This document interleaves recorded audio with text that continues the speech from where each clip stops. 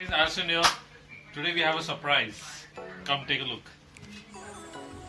Hee-ha! Goan Sannas. How do they look? Okay. So I'm going to share this very easy recipe. These are the sannas, and this is the batter consistency, and I will put on in the description box. This is basically rice, coconut, and a little bit of instant yeast and sugar. That's it. So I'll put down the recipe to make these. It's very easy. I'm keeping this video short and simple. This is the batter. So I got a little bit left, which I'm going to steam. These were steamed maybe 15 minutes back. You see how they have become nice and fluffy.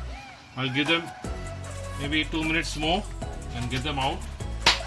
And check out the recipe in the description later. Cheers. Hey guys, okay, so for the sannas, these are the ingredients you need to use. Just 4 ingredients. We have Goa red rice. You can also use dosa rice.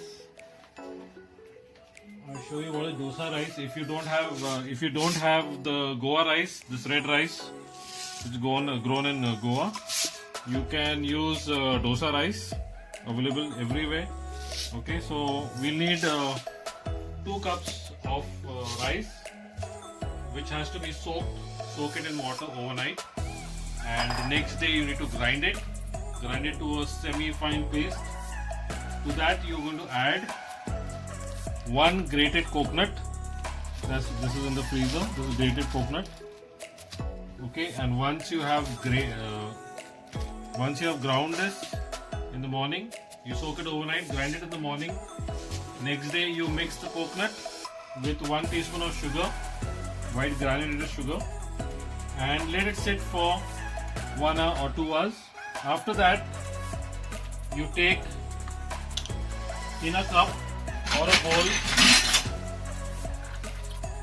you take maybe 4 or 5 tablespoons of water, warm water. You can put it in the microwave for 30 seconds, make it warm. Check it, see that it's not hot. You don't want to kill your yeast. So once it's warm, you add 2 tablespoons of sugar to this water and add 1 teaspoon of active dried yeast or any other yeast. But what you need to take care is not to put it in hot water or the yeast is going to die. So once you have put the yeast in that warm water, which is with sugar, give it a stir and put it into the mixture or the batter of coconut and rice that you have ground. That's it. Then you need to just leave it, let it rest for 1 hour or 1.5 hour. Maybe in the fridge it will take 2 hours to rise up. After that, it's ready to be steamed, and you can steam it in these katoris or vatis. If you don't have these, you have these thali vatis. You can just apply a bit of oil or a ghee around it, pour almost to half the vati of batter and steam them. Steam them for 15 minutes and they are done, as I showed you earlier. So that's all. It's so easy. This is my steamer. Just for your information, I added some, it's still hot. I added some turmeric leaves to it for extra flavor, but if you don't have it, it's no problem. If you have it, just put it. It gives you some good flavor.